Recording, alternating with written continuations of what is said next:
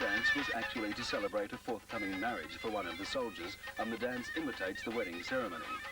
This is the bride. Beautiful, isn't she? Soon we'll be continuing our journey across the plains of Pakistan and eventually into India, through Rawalpindi, Peshawar and Lahore, then to our first port of call in India. Amritsar is in the Punjab region of India and is the holy city of the Sikh religion. The magnificent golden temple is most sacred to the Sikhs and is a superb shrine of intricately carved marble and gold leaf, glittering in an expanse of water.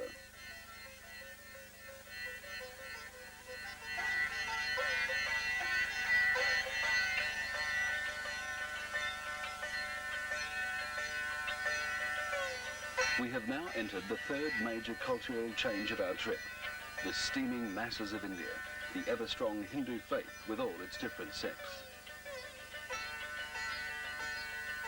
After Kabul, we travelled over the Khyber Pass and into Pakistan, through Rawalpindi and Lahore, and onto our first stop in India, Amritsar. We now move north to Jammu in the state of Kashmir, where we leave the double-decker and board local transport for the journey to Srinagar in the Happy Valley.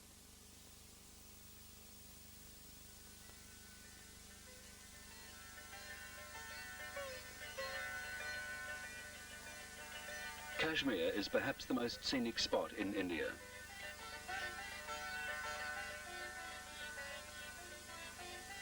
The majority of the population are Muslim, and this has led to many religious conflicts and disturbances with its Hindu rulers. As a result, about 1/3 of India's army is stationed in Kashmir. Looking down on the beautiful Kashmir Valley is a memorable experience, with the matchbox-like villages in perfect harmony with the surroundings. The valley settles at an altitude of 5,000 feet. It's now autumn, but during the summer, green growth is abundant across the valley, reminiscent of some areas of England, which is probably why the British decided on this valley for their holiday retreat.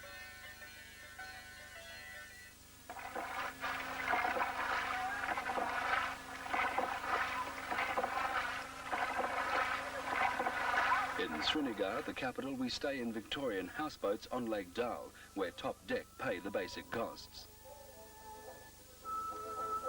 Once the dream gardens of the Mughal emperors, Srinagar became a popular resort area in British colonial times last century, and the interiors of the boats still retain that unmistakable British influence. Truly a paradise, where our 4 days here are a welcome break to enjoy the luxury and pleasures of days gone by, and to investigate in more detail the history and development of one of the oldest holiday resorts in the world. There are various activities you can involve yourself in, from snow skiing, horse riding, boating, or just mingling with the local people, enjoying the wares and pleasures they've perfected over centuries of catering for the desires of foreign visitors.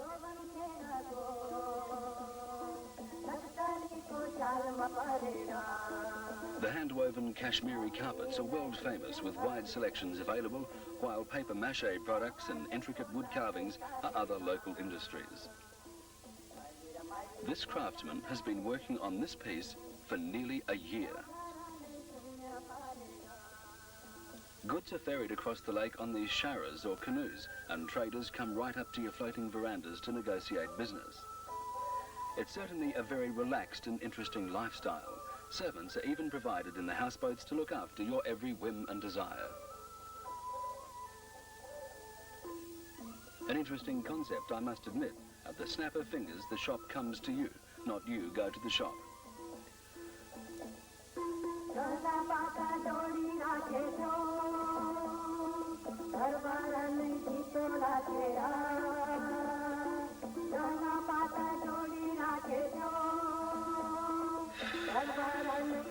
That's what I call style.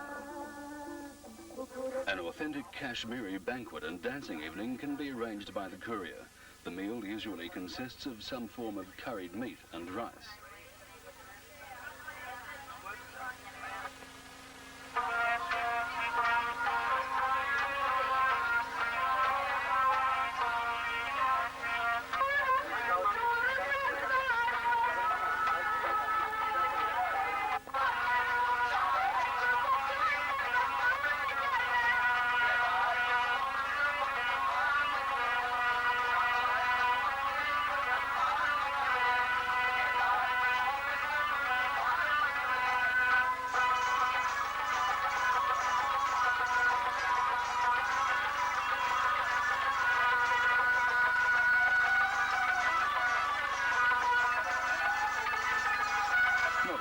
class as Barbara Streisand, but quite entertaining just the same.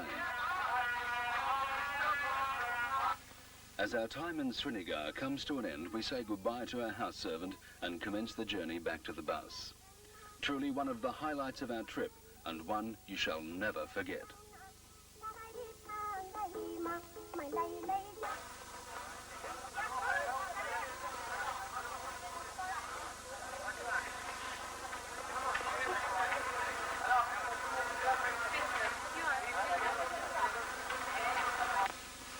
Shopping for fresh fruit and vegetables is an ongoing function throughout the duration of the trip. The cooks obtain food kitty money from the courier and usually buy enough food for 2 to 3 days at a time. Sign language is usually the common form of communication with the local shopkeepers to establish prices and quantities.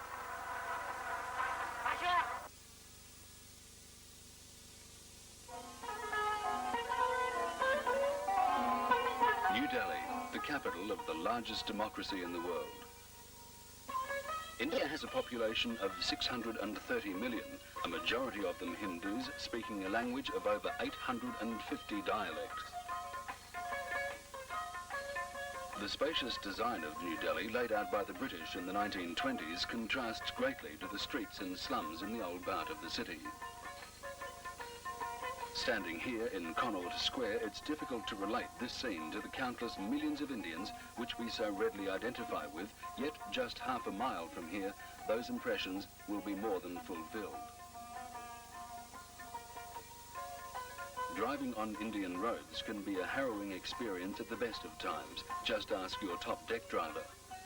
Nevertheless, you'll have more than enough time to indulge and add yet another story to the countless millions already told by those who have passed through here in recent years.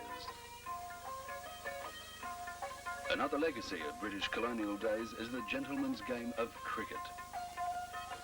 When they left the Indian subcontinent in 1947, the game stayed behind. The backdrop here is Delhi's famous Red Fort, built in 1639 from thick red sandstone and the former home of the Peacock Throne. At night you can see the sound and light show here, depicting the intriguing history of this fort. After a day's sightseeing, the campsite bar proves a popular meeting place where we gather and exchange stories and talk of things to come, or just relax and enjoy the local brews. Our campsite in Delhi lies on the border between Old and New Delhi and provides first-class facilities with hot showers, washrooms, restaurant and bars, a welcome chance to catch up on all those domestic chores that have got left behind.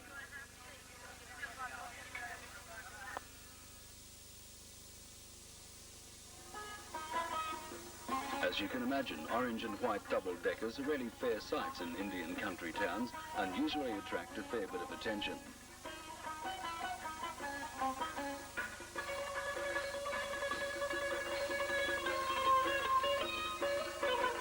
Moving on further south now towards Agra.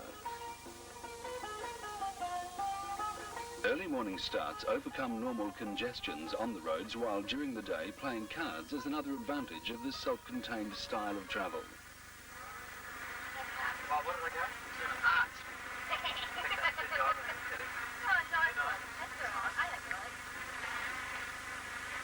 About 200 kilometers northeast of Delhi and just outside Agra is Akbar's tomb. The burial place of the former Mughal emperor is set in a 150-acre animal sanctuary.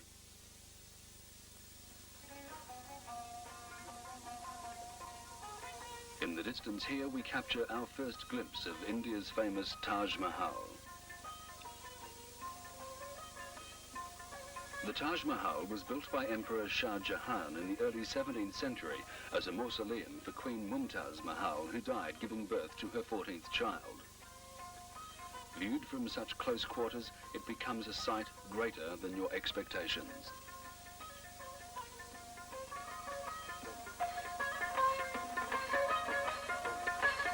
Travelling towards Varanasi on the Ganges Plain is some of the most densely populated areas of the country. Roads are cluttered with all types of vehicles, from rickshaw, ox cart, donkeys and bicycles, and of course, masses of people.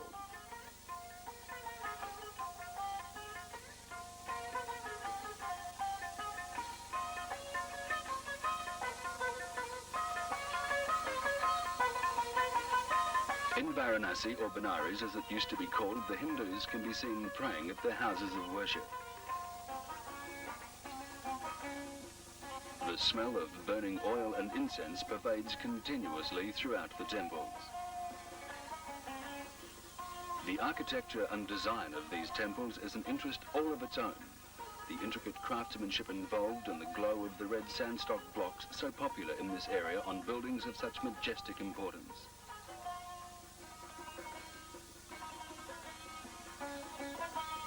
Life wasn't meant to be easy, but the sacred cows know that's not true. Most are in lot better condition than the people.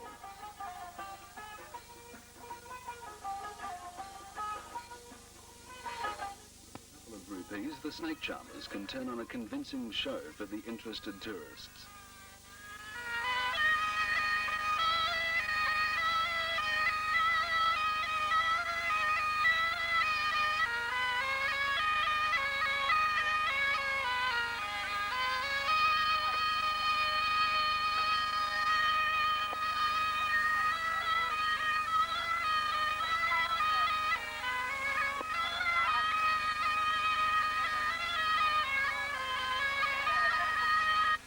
The more adventurous onlooker can become more actively involved in the proceedings, while a rather reluctant mongoose brought down the final curtain on the act.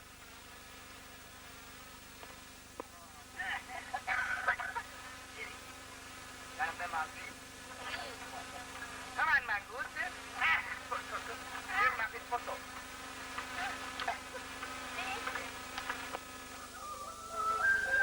An early morning boat ride down the holy Ganges River is an unforgettable experience. For thousands of years, Hindu pilgrims have come here to cleanse themselves of their sins in the sacred water of the Ganges.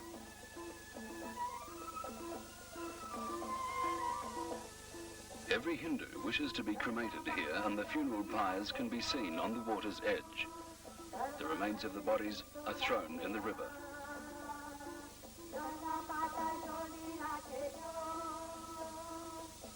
Prayer, meditation and the cleansing rites are conducted along the waterfront.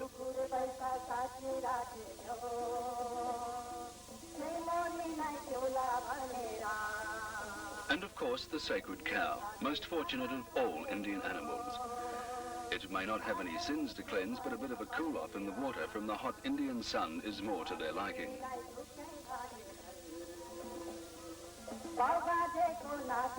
Crossing the long pontoon bridge, we now enter Khajuraho, the last of our major ports of call in India, before heading north into the Himalayas and the Nepalese border.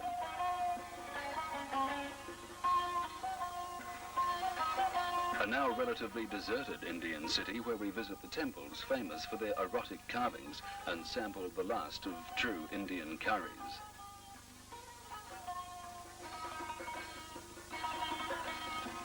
British colonial influence still stands strong in some parts of the city. We are now crossing into Nepal and our journey is drawing to an end. Passports are collected for the last time, so visa information can be checked by the Nepalese officials.